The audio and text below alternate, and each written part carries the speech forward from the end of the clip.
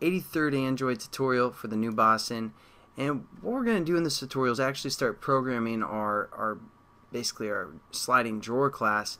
And what I've done is I've set up the Java class called Slider. You guys should have that set up. And I kind of just set up all the reference bridges because we have these 4 buttons right here, which I just gave them the IDs of handle 1, handle 2, handle 3, handle 4. And then again, this one has the actual handle ID. So keep that in mind. I also gave reference to the checkbox, and I set the on-click listeners by implementing the on-click listener and on-check change listener. So set up our bridges or references to the XML. Then I set this checkbox, or the checkbox called checkbox, and I set the on-check change listener to this. That's why we had to implement that. And I set all of our buttons the set on-click listener to our on-click listener that we implemented down here. And then what I did is I set up a switching case for our on-click method. These are for our buttons. Switching case just gets the ID if it's the first button. Here's that case, second button. We haven't really filled in that yet. I'm just setting up the basic framework for the sake of time. And then for our on-check change listener, pass in this compound button for argument 1. We're just going to say, is that checked? If it is, we're going to do something here. If else, we're not. Now, obviously, we haven't done anything with the handle yet. With our sliding drawer yet. So that's what this tutorial is mainly about. I just wanted to kind of talk through what I've done so far, just so you guys aren't too confused there. So the first thing we want to do is set up our sliding drawer. So let's do that again within our onCreate method here. I'm just going to set it up real quick, and again it's called sliding drawer. It's a class, and we're just going to call this SD for sliding drawer. And then we got to import that, and then we're just going to say again sliding drawer, just like any other time we set up a reference. Find view by ID.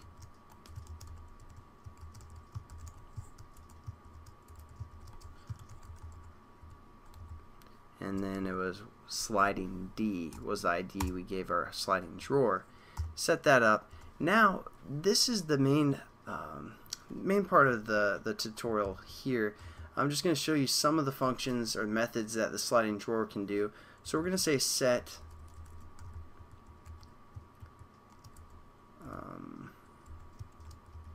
on drawer close, set on drawer close listener, on drawer open listener, and there's also a scroll listener for the drawer that you can do. Basically, we're just going to do one of those, but hopefully you get the concept of all 3 of those. That's just when the drawer closes, this is when it opens. So we're going to say this as well, and then we have to let our class implement that class. So we're going to say let slider implement on drawer open listener, and then we just have to add the unimplemented methods down here. So now we can just do something like media player mp equals media player dot create, and context this for class id r dot raw dot explosion, and then we're just gonna do mp dot start. So now when our drawer closes, it's going to just start a explosion noise that we have in our resources. Again, that's not review, but that's just one of the methods that we can use.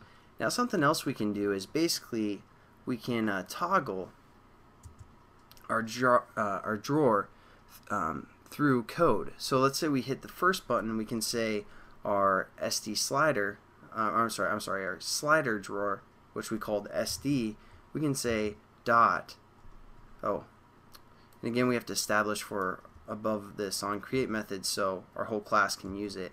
So again we're just going to say SD there and define the variable above,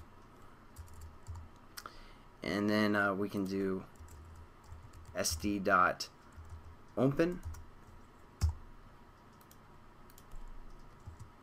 SD dot let's not do that one. We're going to do, for the 4th button, we're going to say SD dot close, and the third button is just going to toggle it. Whether it's open or closed, it's going to toggle to the other option. So I mean, these are just some of the methods that we can use for the sliding drawer. Again, that's kind of what I wanted to show you guys. And then one other thing that we can do is if that box is checked, we can also do SD.lock, and that won't allow our slider or our handle to work. It's going to lock it in SD.unlock here. I know I'm going kind of quickly, but hopefully by now in the series you guys kind of understand the concepts. I just wanted to show you some of the methods that we can use for the sliding drawer and how they work. Not necessarily get into the actual coding, just some of the methods. Again, we just set up our slider and we say on open listener.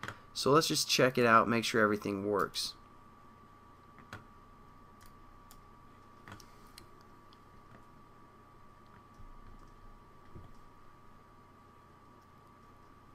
And at the end of the tutorial, I kind of scroll through the code one last time slowly so you guys can pause the video and catch up and write it if you guys are having trouble, but hopefully you shouldn't. So we're going to open up our slider class, and the first thing we're going to do is open it, and as you can hear, that's our explosion noise that we set up. Now let's do our checkbox. Now it's checked, so we can't, I'm trying to slide it down, but it's not allowing me to. So we uncheck it and then we can slide it down again. Our first button is going to open it up, and it also calls the on open method, so you can hear the explosion. And our fourth button is going to close it, and since it's closed it's not going to do anything, and our third button is just going to toggle back and forth. So hopefully you guys see how that all works. Our second button really doesn't do anything, but and even when we have this checkbox, when we lock it from the checkbox, this fourth button won't close it, and the third button won't toggle it because it's locked. So there you guys go. Hope you enjoyed that. I don't know. Oh yeah, I'll slide through this code real quickly. Implement all three of those things.